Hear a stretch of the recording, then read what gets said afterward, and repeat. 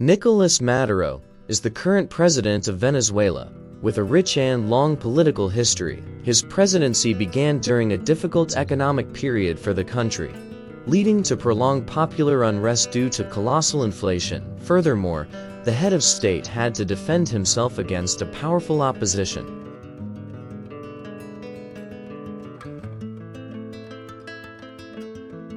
Nicolás Maduro Moros was born on November 23, 1962, in Caracas. The future politician's father was a local union leader and a member of the Socialist Party of Venezuela. The family raised three daughters, Mara Teresa, Josefina, and Anita. In his youth, Maduro was known for his cheerful personality. He had a passion for music. His favorite bands were the Rolling Stones and Led Zeppelin. The future politician even dreamed of forming his own band and becoming a rock musician. In 1983, during José Vicente Rangel's unsuccessful presidential campaign, Nicolas served as his bodyguard. In 1987, he studied at the Nicolas Party School in Havana. 4 years later, Maduro began working as a bus driver for the Caracas metro system. He held this position for 7 years, becoming an unofficial leader of the labor union movement during his tenure. In 1993, Nicolas and a group of like-minded people visited Hugo Chávez, who was imprisoned after a failed coup attempt. From that moment on, Maduro became one of the activists advocating for Chávez's release. He later joined the MVR party, which supported Chávez's 1998 presidential campaign. In 1998, Maduro entered mainstream politics, running for the Congress of the Republic, and by January 23, 1999, he was already the leader of the MVR parliamentary faction in the Chamber of Deputies of Venezuela. A short time later, the politician participated in drafting a new constitution for the Venezuelan capital district.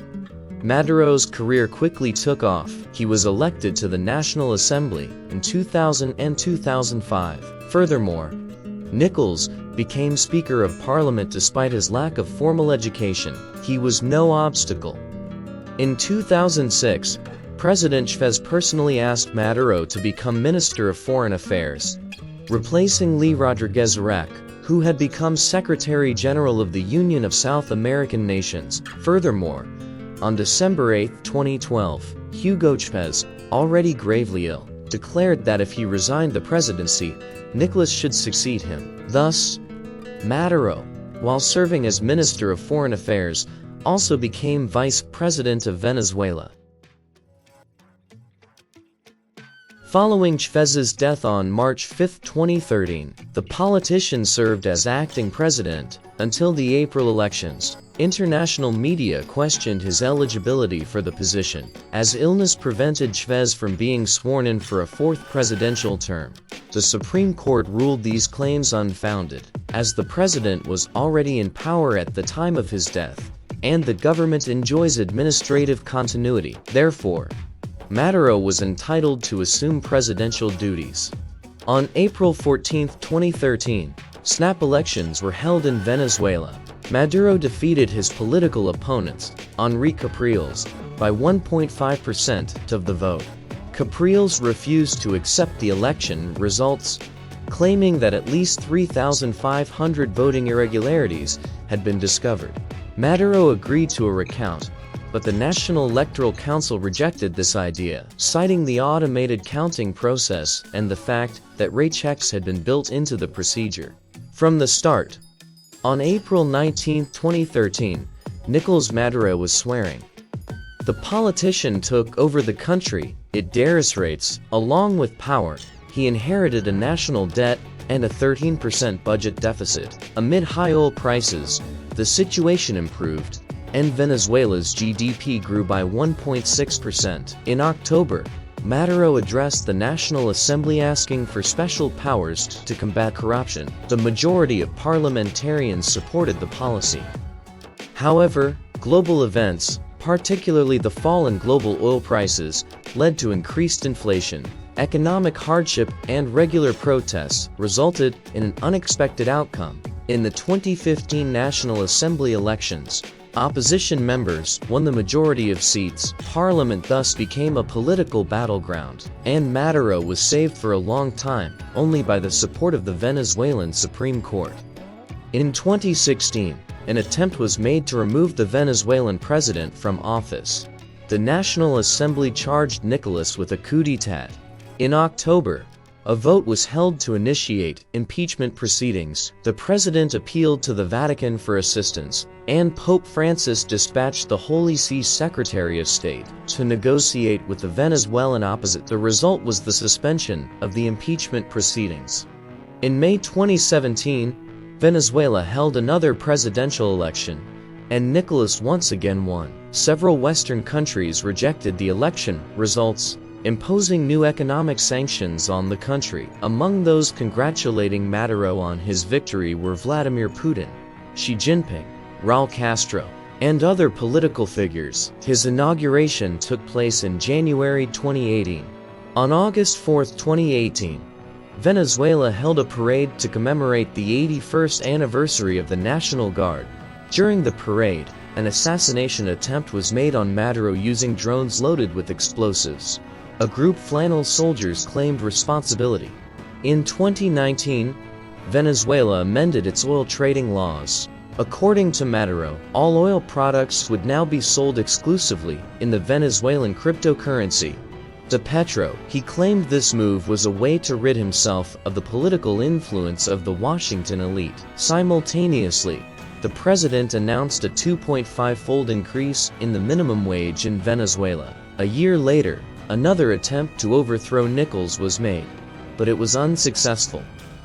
In 2023, the crisis between Venezuela and Guyana escalated. The dispute was sparked by the activity of foreign oil companies in the territory. Hugo Chávez's successor approved a new map of Venezuela, which included the western part of Guyana as the country's 24th state. However, other countries, such as the United States and Brazil, recognized Guyana's sovereignty. Maduro's opponents expressed concerns that the politician would provoke a military invasion of the territory after the presidential elections in his country. In 2023, the crisis between Venezuela and Guyana escalated. The dispute was sparked by the activity of foreign oil companies in the territory. Hugo Chávez's successor approved a new map of Venezuela, which included the western part of Guyana as the country's 24th state. However, other countries, such as the United States and Brazil, recognized Guyana's sovereignty. Maduro's opponents expressed concerns that the politician would provoke a military invasion of the territory after the presidential elections in his country. The presidential inauguration was scheduled for January 10, 2025. The country's leader's term in office would be 6 years. Protests erupted across the country after the election results were announced, those dissatisfied alleged voter fraud. In September, a plane belonging to Modura was seized in the United States. American intelligence agencies determined that the aircraft was purchased in violation of sanctions. The president himself was not on board. In the fall of 2025, USA President Donald Trump raised the possibility of a ground military operation in Venezuela. Due to the influx of criminals and drug traffickers into the United States sent warships to the country's shores. Maduro responded to these actions by declaring a nationwide mobilization of the Bolivarian National Militia. In November, the New York Times reported that the Venezuelan president had offered the U.S. its resignation within a 2-3-year transition period. The White House allegedly rejected this idea and demanded that Nicolas leave immediately. The U.S. designated Maduro and his government as members of a foreign terrorist organization, allowing the Americans to impose additional sanctions against the regime's assets and logistics. On November 29th, Trump announced a closure of the skies over Venezuela. In early January 2026, the U.S. launched a large-scale strike against the state of Venezuela, and on January 3, media reported that there was no information on the whereabouts of the president and his wife. A little later, Donald Trump announced that Nicolas and his wife had been captured and taken to the United States. Both were charged with drug trafficking, explosives, and weapons possession. Keep up with the latest developments with us, subscribe to the channel and give it a like. Until the next video.